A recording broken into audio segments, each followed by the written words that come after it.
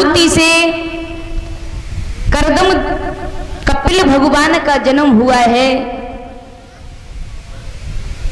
जब कपिल भगवान का जन्म हुआ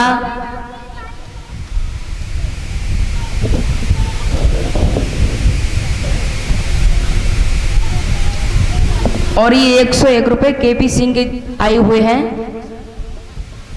हाँ, केपी सिंह ही बोली है। भगवान से आकांक्षा अभिलाषा है कि इसी प्रकार से इन सभी लोगों का आशीर्वाद मेरे ऊपर हमेशा हमेशा के लिए चलता रहे। तो जो मैंने मंजिल को तय किया उसी की तरफ आगे के लिए बढ़ती रहूं और आगे फ्यूचर में ये भगवान की यज्ञ को रचाते रहें। इसी प्रकार से मेरे प्यारे बंधुओं, करदम जी और देवहूति के संभोग से कपिल भगवान का जन्म हुआ है। बोली कपिल भगवान की। माता देवहूति को तत्व ज्ञान व मोक्ष पद की प्राप्ति कर संख शास्त्र की रचना की। करदम जी की 9 कन्याएं हुई हैं। उनके विवाह इस प्रकार हुए। कला का विवाह मरीच के साथ हुआ, अनुसुईया का त्री के साथ, श्रद्धा अंगीरा को विवाही, हरबिहु पुलस्यत को गति, प्लय को और क्रिया कर्तु को ख्याति, भृगु को अरुंधति वशिष्ठ जी को और शांति अथर्वा ऋषि के लिए ब्याह दी गई। इसी प्रकार से करदम जी की 9 कन्याएं जब हुई, उनका विवाह हुआ है श्रद्धा पूर्वक।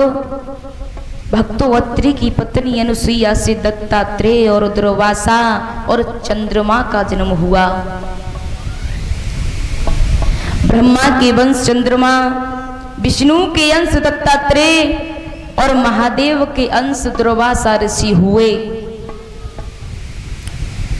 भक्तों, भृगु की पत्नी ख्याति से कवि नामक पुत्र हुआ। उनके भगवान उष्णा शुक्राचार्य हुए हैं। इसी प्रकार से समय व्यतीत होने पर एक दिन का वृतांत है कि सती भवानी के सहित एक बारी भगवान त्रेता में कुछ दिन रहे कुंभज की महिमा। इसी प्रकार जब मेरे प्रभु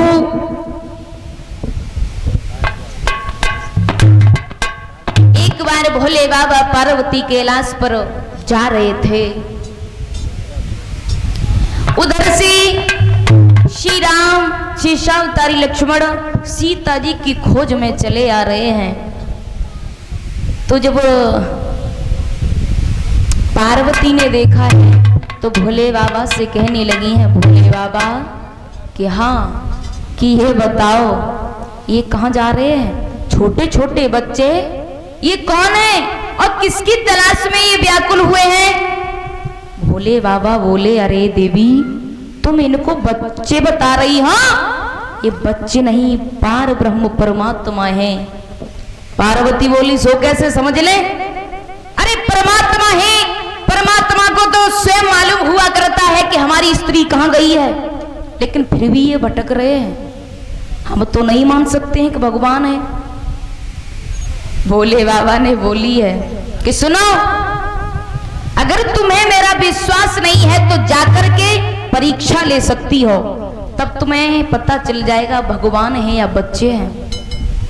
भक्तों, एकदम से पार्वती भगवान भूतनाथ भोले बाबा से हट करके चली है और सीता जी का भेष धारण करके उसी रास्ते पर झाड़ी में जाकर के बैठ गई।